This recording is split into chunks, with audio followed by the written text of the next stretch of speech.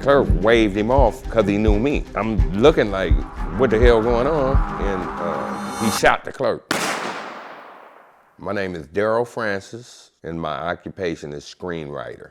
My nickname, my family name, and my neighborhood name is Baby Frenchie. My daddy was Big Frenchie. What was it like growing up in the crack era? Well, that was in the early 80s, and during that time, I was a high school student. The effects that it had on the neighborhood, I really wouldn't focus on that, you know what I mean? But when the crack came into my home and under my roof, you know what I mean? I seen the effects that it had on my sisters and my brothers and myself. I was working for dealers that, you know, was big time in LA back then. Well, my experiences was, if I want to keep it, you know, 100, was going in the backyard one day, and my brother had an old Volkswagen back there, and my sister was in the old Volkswagen with a friend of mine turning a trick for crack. Real shit.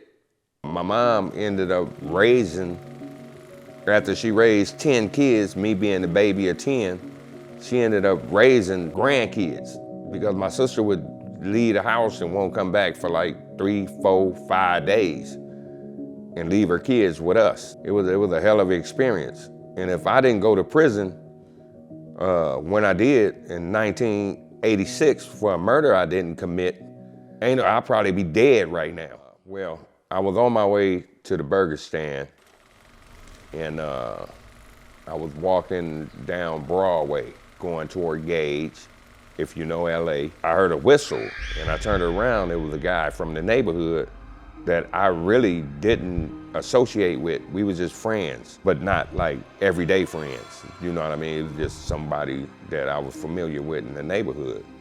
And so I waited on him, and when I waited on him, he came into the hamburger stand with me, and I ordered some chili cheese fries. When I ordered them fries, he pulled out a gun and told the clerk this was a robbery.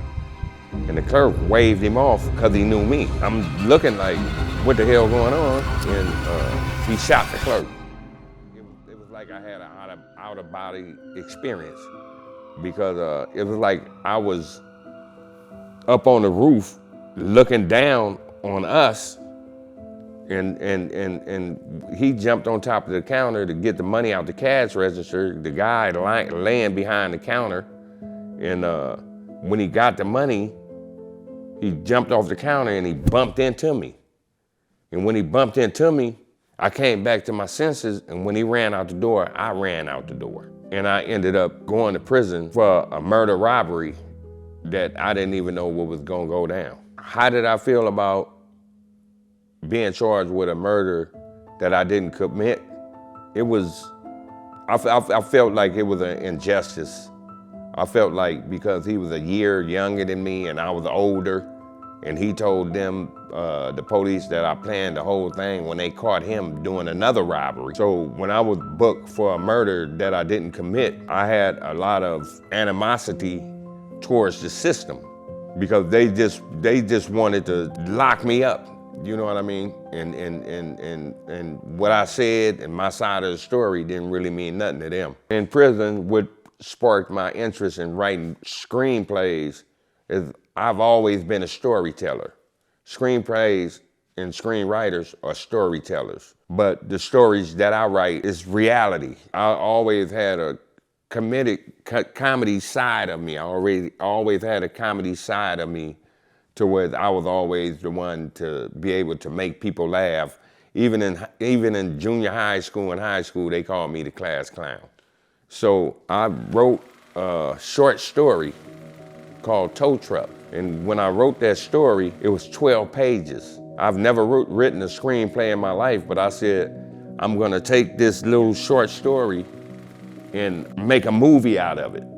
And that's what I did. In 2006, I was released from prison after 20 years. What I did with them screenplays after I was released from prison, I moved with my sister and my brother-in-law in North Hollywood, and it just so happened that 2 doors down was a literary manager, Danny Sherman. I met his wife first, and his wife told me that he managed writers. And it took me about 2 weeks to catch up with him, but when I finally caught up with him, I asked him about the ins and outs and how you go about, selling a screenplay.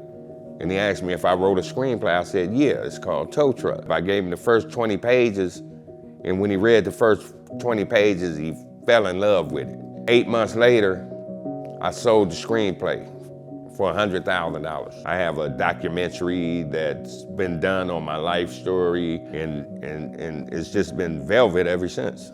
The best advice that I give someone that's going through hard times, put a value on your life and know that there's no limitation.